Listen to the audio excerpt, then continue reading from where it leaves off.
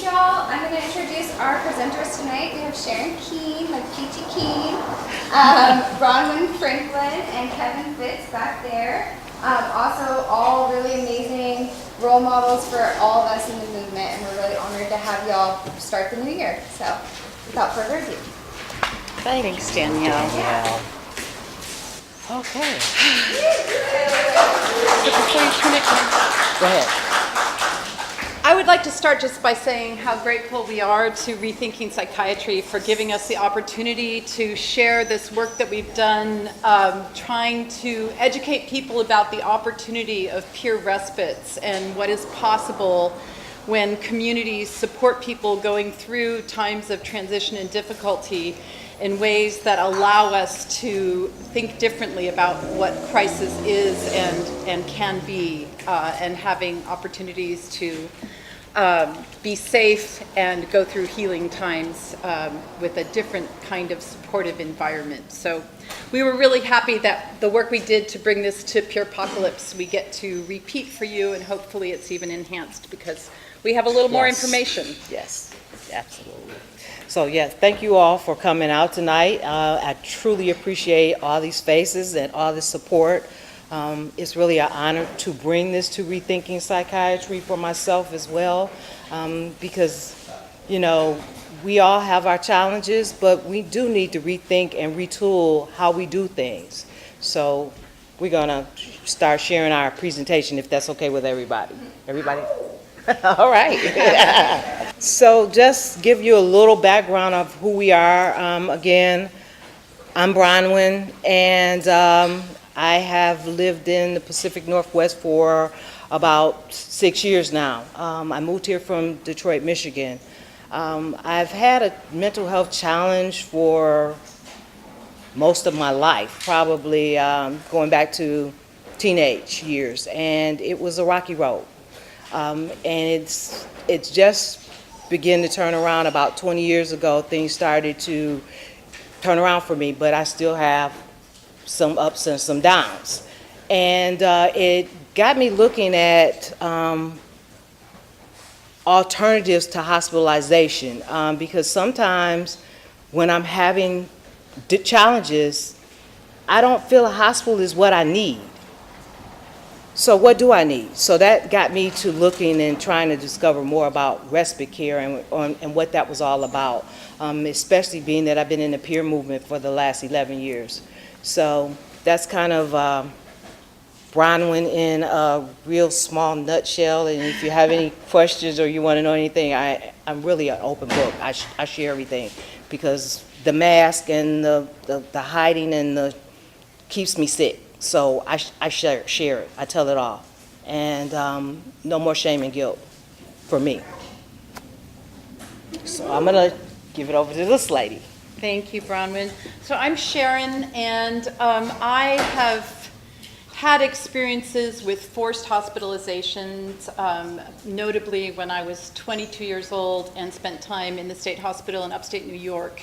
And I learned a lot about what a person should not be exposed to when they are in a time of transition or crisis. It was a very difficult experience that actually set me on a pathway of wanting to work on how to change that system. What can we do differently? How can we create places where people are not terribly traumatized when they're already in an open, wide, and sometimes confused state? How can we come around people like that in ways that actually allow us to have the experience to learn what needs to be learned, and not come out so traumatized that it takes years. And it did for me. It literally took years from being on super heavy drugs, just super down. Like the losses in my life were just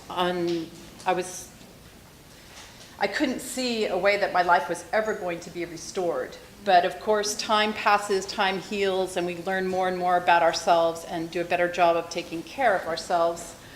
For me, in 1997, I discovered the Wellness Recovery Action Plan, which is a tool that I think has great capacity, even though I also know that in my times of crisis, it's extremely hard for me to actually follow my good thinking that I wrote down on paper earlier. And I've been blessed in my life with a number of people who have come around me to support me going through rough times. And that has often created a lot of hardship, but it's also gotten me through some incredibly difficult times without going back to the hospital. But I do want to say about the respite concept. My first exposure as part of a group that was working on creating a respite was back in 1995. I've been connected to a number of different efforts to create peer respites. Only a few of them have actually flourished to the point of getting full funding and being operational. But it's just, as you'll see in our discussion here, it's time for our communities to come forward and create this for people. And I really look forward to hearing what you all have to say about it. So like Sharon said, this is a discussion. So it's going to be very interactive, and we're going to involve you guys in this conversation because this is a part of our community, and this is something we want here. So to include your voices and your thoughts and your opinions is extremely important to moving forward.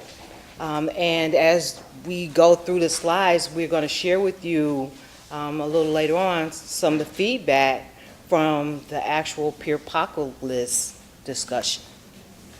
You know, so yeah, I'm looking forward to that. Yeah, yeah. After all those hours tallying those damn surveys, she deserved to present that. It's a lot of work. Yeah, it was fun though. It was really fun. So we want to talk about redefining crisis. To me, this is what crisis is not. You know, crisis is not always having to be a danger to yourself or to someone else. Okay, to me crisis doesn't have to be that. Crisis is not always an extreme emergency. This is just the way I feel about it. It's not always requiring hospitalization.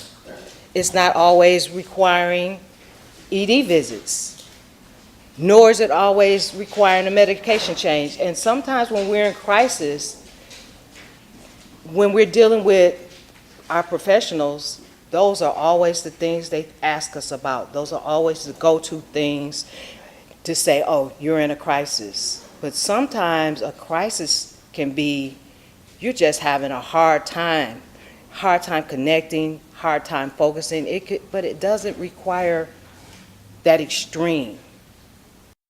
Yeah, I think that so much of what we expect for ourselves it's learned by how we've experienced, what happens when we get into a state of not feeling well in the past, what happens if there's a repeated cycle of having, this is a rush to the emergency room or to the hospital. We start believing that that's what we need. It comes to mind a situation where I was doing a retreat with a group of people who identified as mental health consumers in Santa Barbara, and it was at the beginning of what we called the empowerment movement back in 2007 maybe.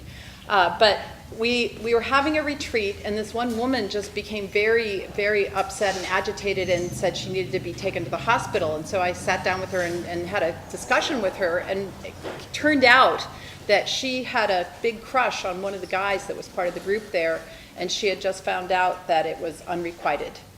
Her feelings were not returned by him, and she was so distressed by that, she just didn't know what to do with it. And so her idea was, go to the hospital. This kind of discomfort just can't be tolerated. But it was really great because we had a longer discussion, and eventually she realized that she was okay and she could stay, and people came around her and alongside her. So anyway. Absolutely, absolutely. So here's where we want to get some of your feedback. How do you define crisis?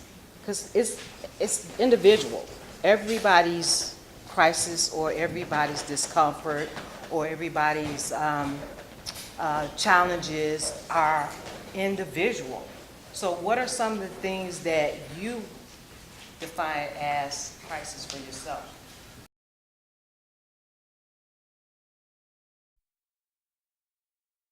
Yeah, crisis can be, a time of transition for some of us. It could be big energy, you know, where we just kind of revved up, like we talked about anxiety. It could be having altered states of being, you know.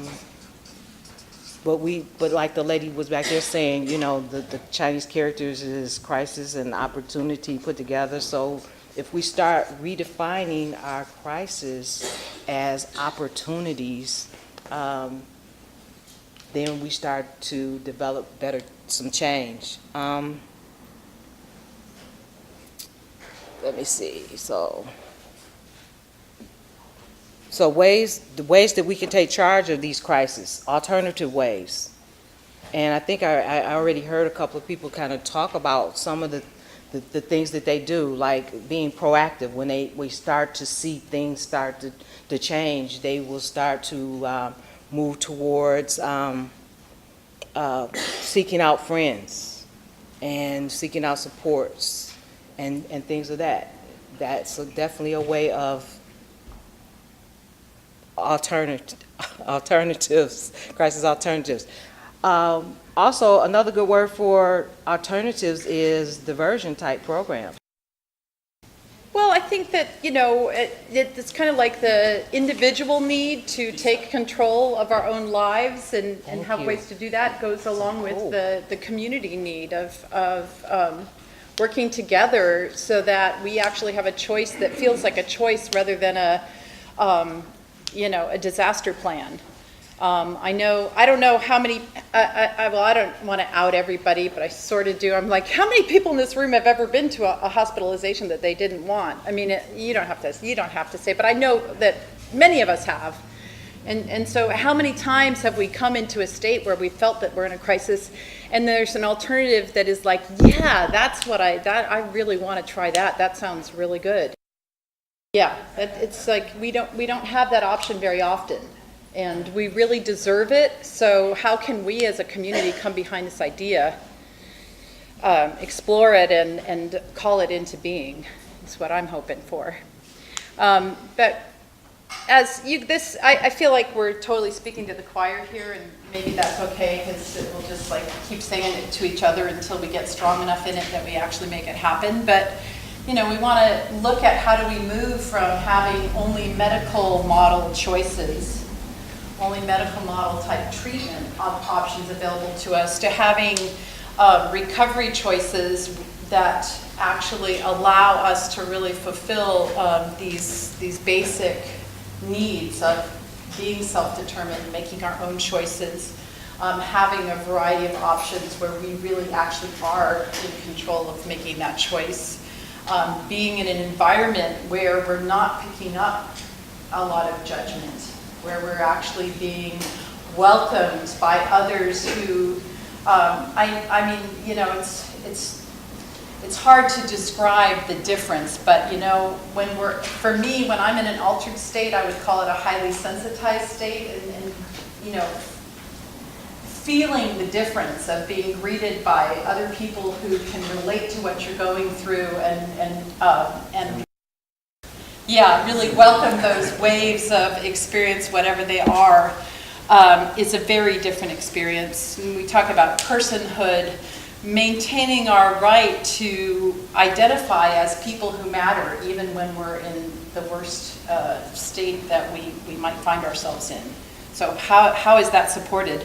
And particularly a focus on learning and growth. So it's not only about containing the parts that might be difficult about what we're going through, but an environment that actually welcomes reflection and exploring like what might be some different choices that are going to help a person to feel like they're balanced and sustainable in their life. Mm-hmm. So focus on recovery. Do you want to add something?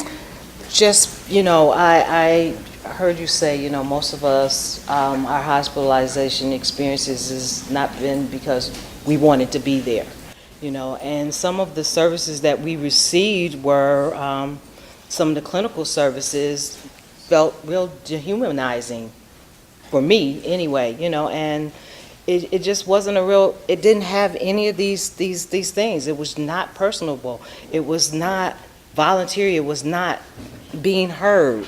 You know, I'm talking, but nobody's hearing me, you know? So that didn't feel very good. So again, let's, as we continue to keep having these conversations, start to shift the focus of how things are going in our community. So, and we did some updating on this. So when we originally did this back in April, we talked about in 2001 there was 12 peer-run respites in the U.S. and they are all over the United, you know, just all over the United States. There are some models in other countries, but when we looked at this back in April, there were only 23 peer respites in the United States, and they were in, I believe, 9 different states. So between peer apocalypse and now, we have peer-run respites, we have 31 in the country, and they're in 14 states. Yes, it's time for the Northwest to get on board. Yes, I mean, when we saw this the other day, it was like, how incredible is that? Because it is starting to move. The movement is picking up, and I think, and we talked about this, it's our time. It's our time here to have some of the care that we all have been asking for, you know, and it's all over the country, you know.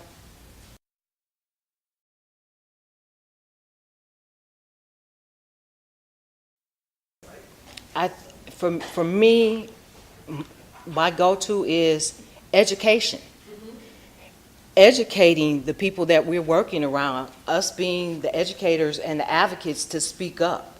I have this thing, and I give a disclaimer. I'm sorry, I don't mean to offend you, but that language, I mean, you know, I say this to people, the language that you're using doesn't feel good to me. Can you use this language?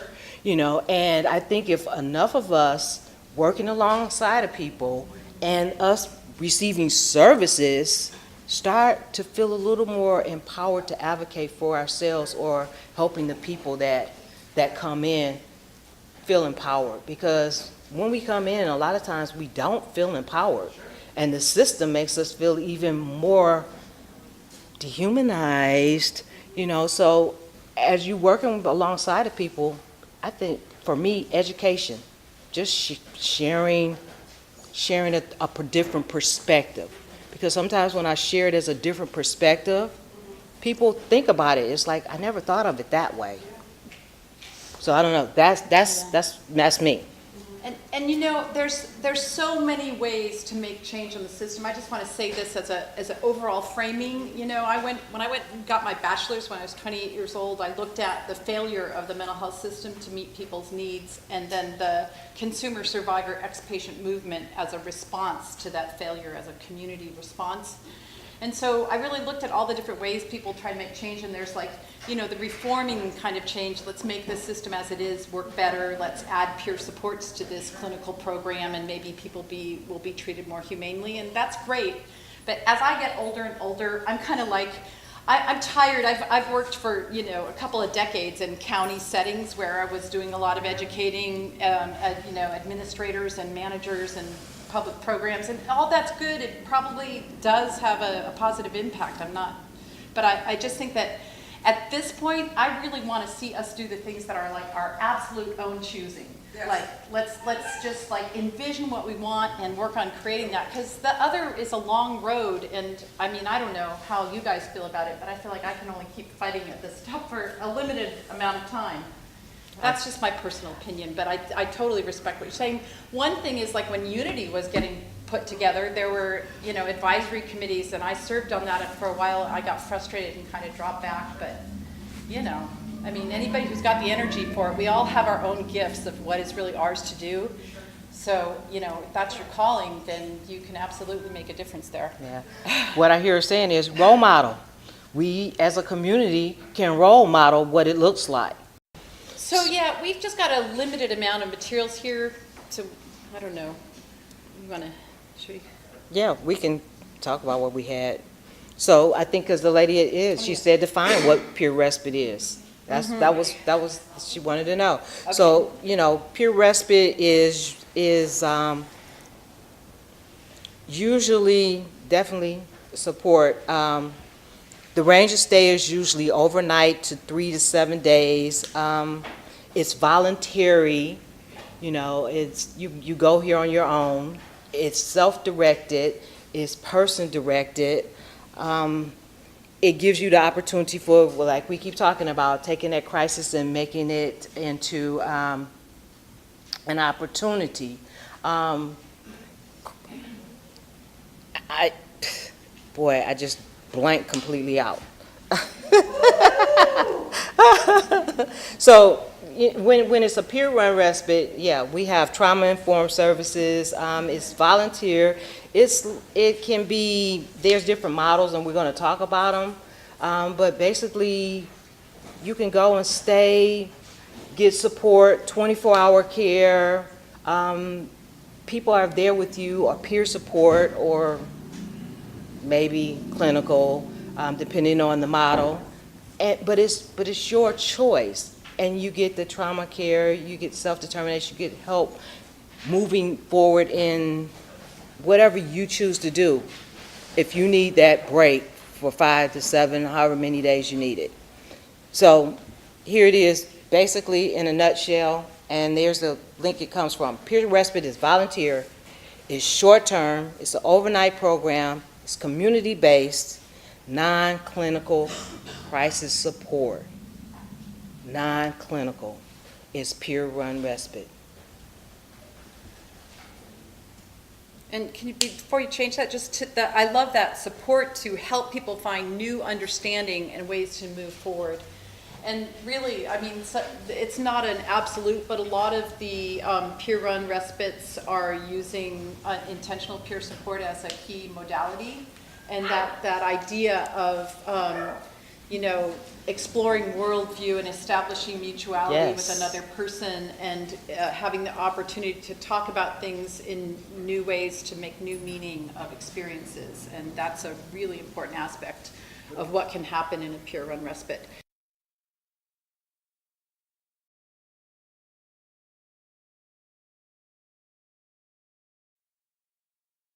I think it can be whatever we want it to be. I think that flexibility piece makes it where it's voluntary, because that's what it's about. It's person-driven. It's about what that person needs to get well, to get into that moving forward place. So No, but I do want to say that question about could there be like a place that people could come maybe and just drop in. I did interact and stay for a while at Second Story in Santa Cruz, and that was an environment where it was almost like a membership. People in the community who, used mental health services could become part of the group that had access there.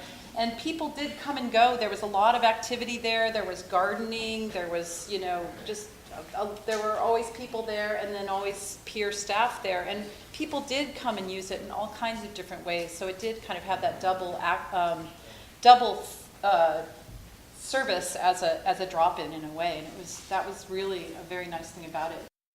So yes, when it's an acknowledged service, that's part of the place where we get stuck, and why we're needing to maybe have some legislative fixes, is because we could create a house in the community where we try to, how are we going to pay people to actually work there and have a big enough staff and get all the food and different things that people need.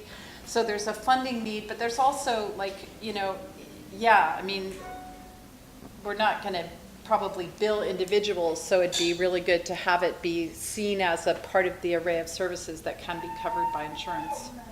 Yeah.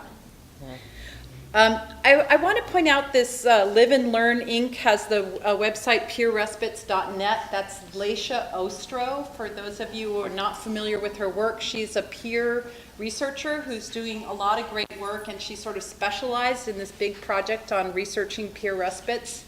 So she's just a really great resource to know of. And you can find the whole list of all of the respites in the United States and the models that they're under her website.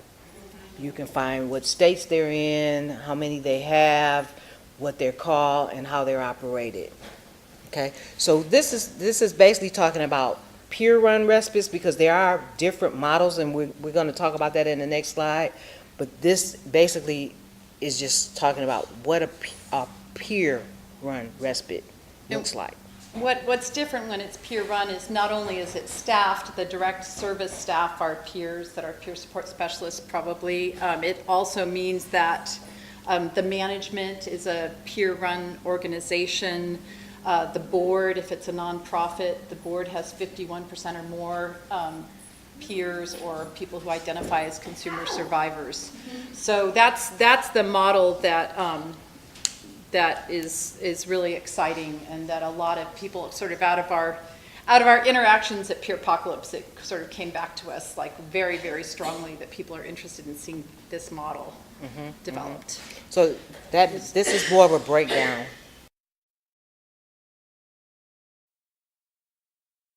Well, that's an interesting thought. I mean, I've always thought if the agency that's running it is peer run, and they are able to get grant monies or funds or block grant funds or whatever they could get from the county, I would still think of that as peer run. But I mean, if we're going to be super purists and say the funding has to come from peer organizations, I mean, we're going to have to really come up with creative stuff.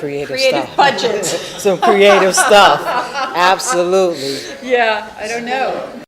I love those ideas. So like basically having peer-operated businesses that generate income that then feed into sustaining a service such as a respite center. That is an awesome concept. So there is the peer-run, 100% peer-run programs. You know, so we talked about peer-operated, and then you have what we call a blended or a hybrid model, which is usually attached to a 501c3, which you got the organization is pulling the strings and pulling the finances, and it may be peer operated, whereas the management and the staff may be peer, but you have the money sources is coming under the big organization. Then we have, now this is what we have here in Oregon, is what they call crisis respite. It's really basically aftercare. It's after you leave the hospital, after you leave Unity, after you leave someplace like that, you can go to residential treatment for up to 30 days. But that's what's in our OARs, our Oregon Administrative Rules. So that's what we have. And it says that peers can be offered. That's what the rules say. That's what's, I went and printed out a copy. So, so that's what we have. So that's part of our challenge is they can be brought, they can be on staff. They can be. It's not that they will be, they should be. Not, it's like, if you want to peer there, it's okay. But if you don't have one, it's okay. You know, so that's what we have now. That's it. Just if people have an opportunity to go someplace that's a little bit of a healing time in a residential treatment facility, can be called respite in our system. And in fact, the way that Kevin and Bronwyn and I first came together around this is that we all serve on the Oregon Consumer Advisory Council, and we have a subcommittee for wellness and healing practices, and Luke is part of that group, in fact, a co-chair, and we came together around, you know, people really having a strong interest in seeing respites and looking at what's in the way, and it became really clear that there's going to need to be some work done to sort of clear a pathway for it. But we did have a guest speaker, I think was from Yamhill County, telling us about their respites. And it was a respite that just was, you know, it was a nice thing that they were doing, but it was pretty different than what we were thinking of. So we're definitely not there yet. Yeah, and the organization I previously worked for, they have what they call a Respite in Washington County, and it's basically aftercare type services, and there's no peer there.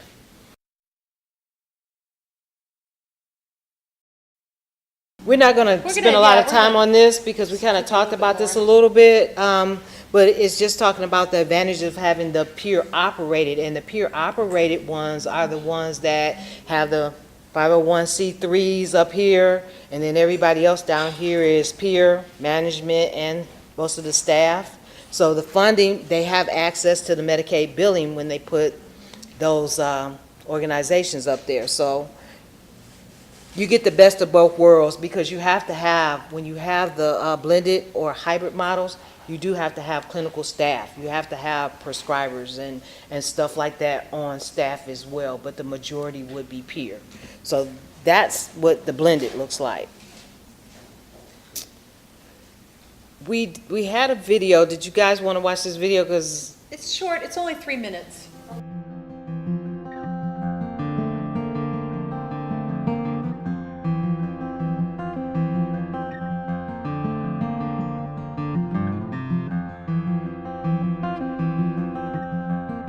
It's just a matter of listening. A lot of times we hear people say it's the first time I feel like I've been heard. People like John Bergy. Now in recovery, his life hit a rough patch, which for many can lead to relapse. Instead, he came here to Grassroots Wellness. Life was getting really hard for me. I'm starting a new career, which is cooking, which don't start out with much money. And I was late on rent too many times. They wouldn't renew my lease. I'm also a recovering drug addict, and I'm 16 months clean. And I was scared. If somebody says something like, I've been through the psychiatric system or through the mental health system, just kind of immediately I think, oh, we have a lot in common, and I don't even need to know your story. Because of the state's largest investment in mental health funding in 25 years, there are now 3 peer-run respites in Wisconsin where guests can share their stories or, at Grassroots, spend time alone in any of the 4 bedrooms. It really depends on what people have to get back to. If they don't have much to get back to, it's really a much needed respite from kind of harder times. There have been a couple of people that come and they sleep for like 3 days and then they leave. And you think, well, they're not really doing much to help themselves. I'm like, yeah, but sometimes you just need to take that break, because when you're at home, you've got to pay bills and you've got to deal with, in my case, children. If I'd had someone to talk to that got it, if I'd have had a place like this to come, I don't think I would have spent 20 years in and out of hospitals. Susan Larson works as a house coordinator and peer supporter. She says this model works because of the Grassroots Wellness staff. I think simply because they have walked the same journey. That's part of peer support, is to walk with someone on their journey, rather than guiding them or telling them, just to walk with them. And you can, because you've been down that path or a similar path. A path that here is designed to empower recovery, leading to wellness through choice, connection, and community. There's people here that understood where I was at. There's people that knew what I was going through and could feel the pain I was in. Like I told them, I said, I don't know what would happen last night. I'm glad you're here. It's like, who knows, one moment can change a person's life. And I think you guys changed mine for the better.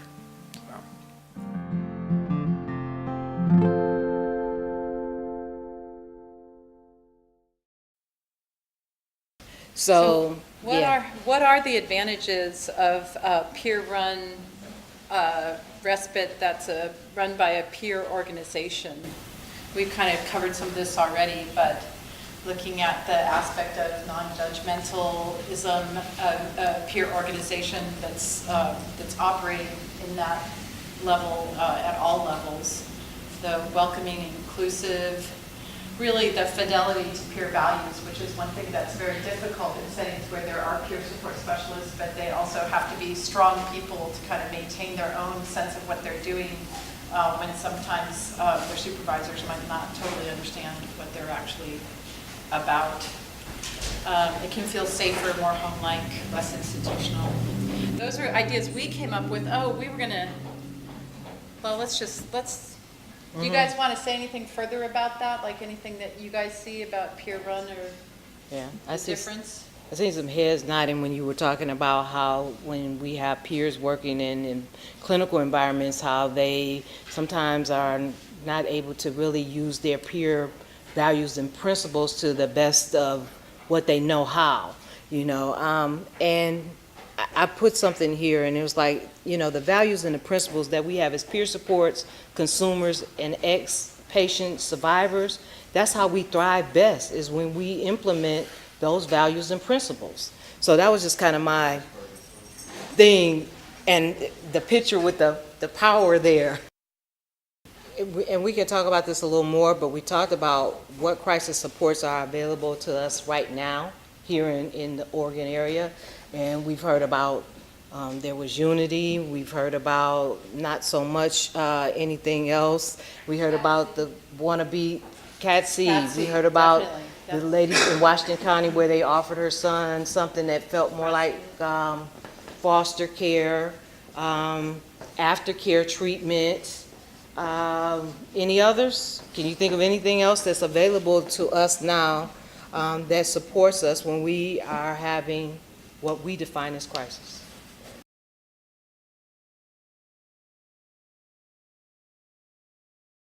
So we want to get through the last of this because we do have another speaker. So if we can kind of hold our passion just a little bit. We want to share with you the outcome from the surveys that we did at Peerpocalypse. And this is the first anybody has seen this other than Sharon and myself. So this is some like amazing stuff. So and I didn't think to grab the question. So I can quickly read the questions so you'll know what the questions are. So this first box right here is the question. Or do I have them? Oh, I think it doesn't have it. Oh, what's your peer respite experience to No, date? we cut it down. There they are right there. Oh, okay. Yeah. We can't read it. You can't, okay, we'll read it to you. Right. So we had 54 people respond to the first question, and the first question was, have you had any direct experience with peer respites? And they had a choice of yes, they stayed in one, yes, they were the staff or volunteer, or no. The majority of the 54 people said no. They had not had any experience at all. The second question is, are you personally interested in using respites as an alternative source of support for yourself? And there was 53 people that answered it, and 87% said yes. 87%. So then, this is the question somewhere. Okay. So, and I don't know where we missed it, but we missed it. Huh. Okay, so we had another question, and it was if you were to prefer to stay in a respite instead of going to a hospital. And somehow or another, I didn't get that slide in there. They so said yes. forgive me. The majority said yes. And I'm going to read you, later on, I'm going to read you some of the handwritten comments that went along with some of those yes, which was like, wow. Do you currently use respite services, peer support services, or attend self-help meetings? That's this question here. 53 people said, answered, 72% said yes. That's what they use, peer support or self-help. This was an amazing piece of work right here. It was a multiple question. So it says, if we had the funding to obtain a peer respite in your area, what would you hope that the respite would have? 89% said peer run, programs and peer run agencies. 29% said they would like the blended model, integrated with the clinical staff. Close to nature or out in the country. 58% people said that they would like for the respite to be there. 62% said they would rather have it locally, located close to services and in neighborhoods. 75% said they wanted to be serving healthy food. Then 65% said other outdoor activities. Now we had 55 people answer this one. and then there's some comments behind that. So this is the comments of what we want in a respite. This is what everybody said. That was the rest of the others, this is what they wrote in. We don't want one, we need many with many different models. Who said that? Yoga and creative activities, alternative wellness options, and they didn't specify, but I'd be one for saying, hey, let's get us some massage therapy and some acupuncture and stuff like that. That's what I would say. Clients in control of their meds. Wow. Warm ambulance, lighting, soft music. This is what they said they were wanting. The funding was available. This is what 55 people said. The recommended length of stay, they had 4 choices of what they would recommend. We had 49 answers to that. 80% of the people said they would like it to be where you could stay at least up to 2 weeks.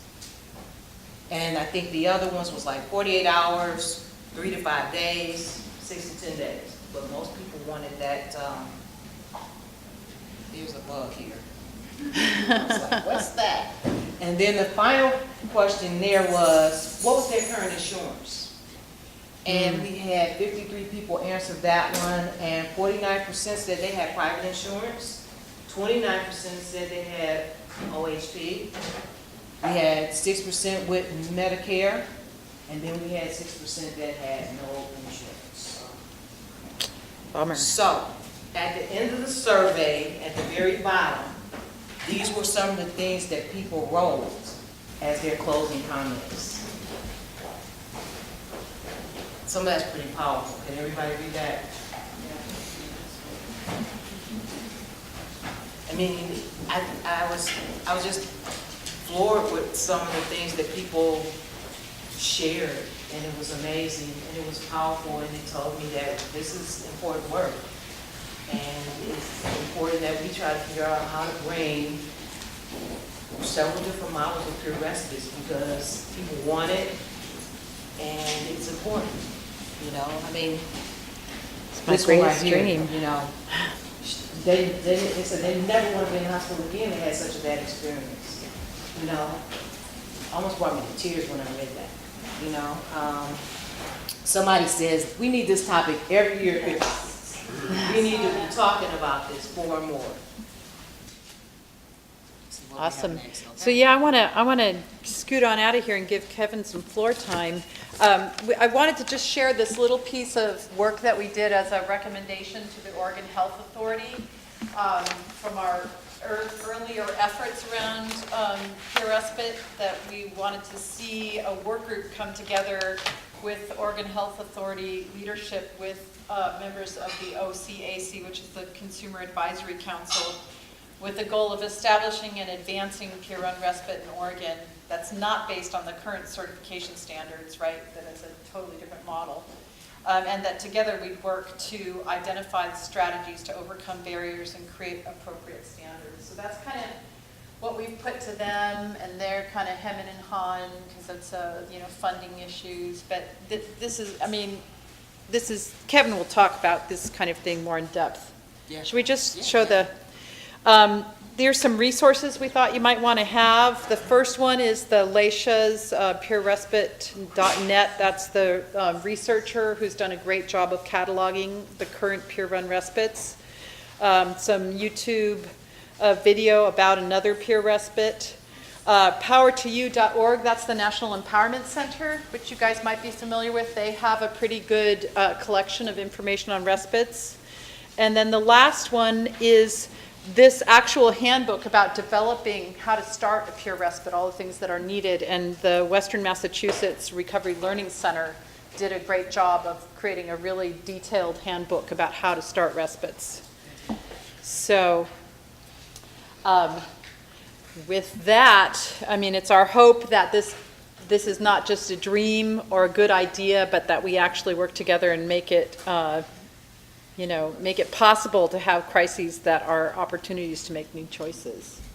So, woohoo! Thank you.